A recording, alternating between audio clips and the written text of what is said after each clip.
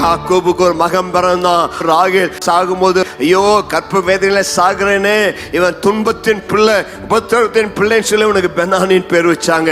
ஆனா அப்பா சொன்னா இல்ல இல்ல, இவன் பெனானி அல்ல, இவன் பென்யமீன், என் வலது பார்சத்தின் பிள்ளை, ஆசீர்வதிக்கப்பட்ட பிள்ளை என்று சொல்லி ஒரு பிள்ளையினுடைய எதிர்காலத்தையே மாற்றினார்.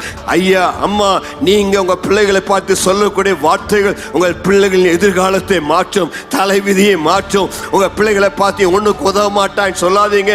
உங்க பிள்ளைகளை பார்த்து சொல்லுங்க, என் பிள்ளையே, என் மகனே, என் மகளே, நீ ஆசீர்வதிக்கப்பட்டவன், நீ பெரிய காரியங்களை செய்வாய், கர்த்தர் நோடு கூட இருக்கிறார், உன் காலத்தில் எழுந்து பெரிய பராக்கிரமசாலியா இருப்பாய். உங்க பிள்ளைகளை நீங்கள் வாழ்த்த வேண்டும். உங்கள் பிள்ளைகளுக்கு நீங்கள் நல்ல வார்த்தைகளை சொல்லி ஆசீர்வதிக்க வேண்டும். கர்த்தருக்கு மகிமை உண்டாவதாக.